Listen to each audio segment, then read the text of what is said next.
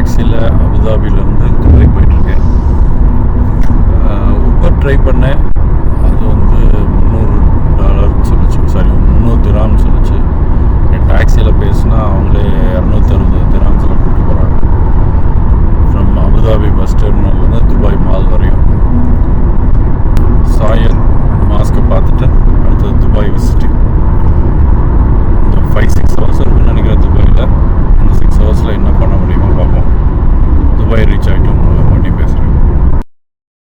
ஆக்சுவலாக சையத் மாஸ்க் பார்த்துட்டு அபுதாபியில் இருக்க சென்ட்ரல் பஸ் ஸ்டாண்டுக்கு போனேன். ஏன்னா அங்கேருந்து டைரக்ட் பஸ் இருக்குன்னாங்க துபாய்க்கு. அங்கே போய் நோல் கார்டு வாங்கிட்டு 40 திராம்ஸ் லோட் பண்ணிவிட்டு பஸ் ஏறலான்ட்டு போனால் அங்கே பெரிய Q.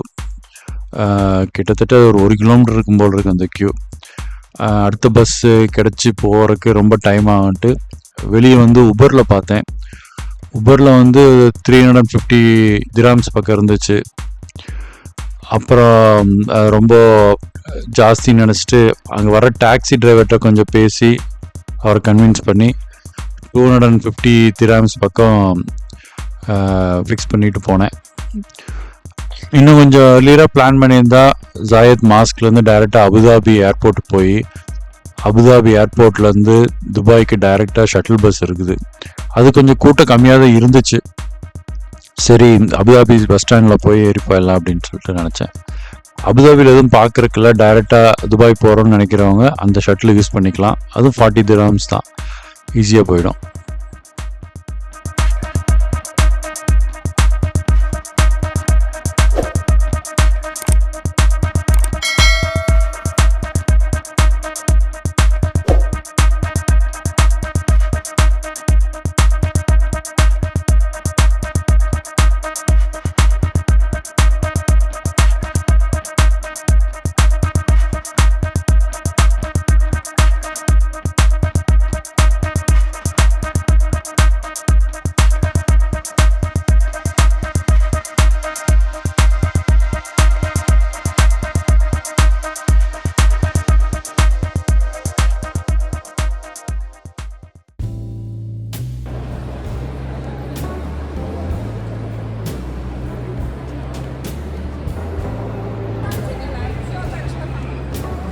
Dubai mall, world's biggest mall.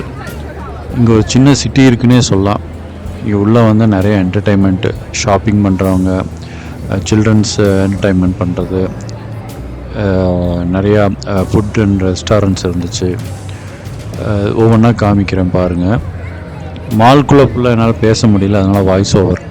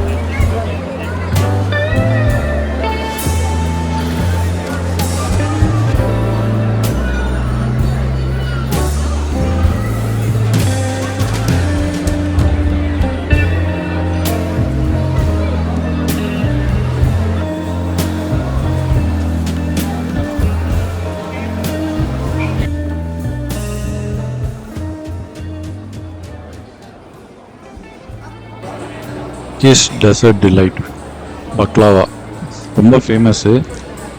யூஸ்வலாக அமெரிக்காவில் கனடாவில் அந்த பக்லாவாலாம் இருக்கும். அது 1 or 2 வெரைட்டிஸ் தான் இருக்கும். இந்த கடையை பார்த்ததுக்கப்புறம் தெரிஞ்சது பக்லாவால் இவ்வளோ வெரைட்டிஸ் இருக்குது அப்படின்னு சொல்லிட்டு. நிறைய வச்சுருந்தாங்க இந்த கடையில். ஃபண்டாஸ்டிக்காக இருந்துச்சு. நல்லா கஸ்டமர் சர்வீஸும் சூப்பராக இருந்துச்சு.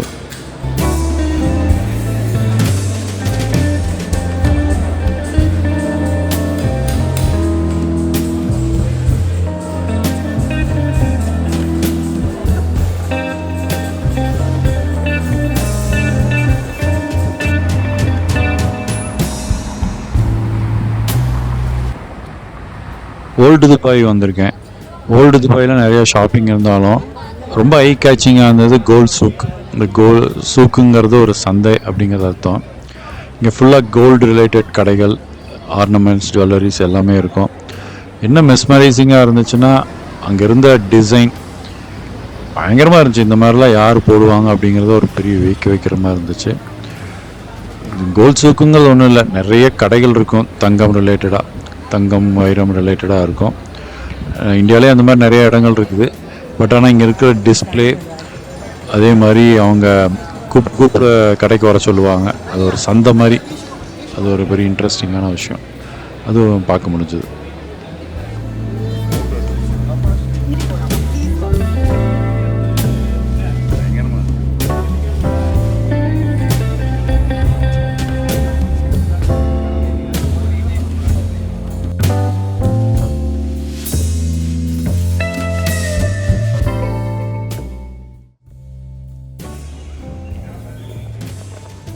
Last for the best, Burj Khalifa.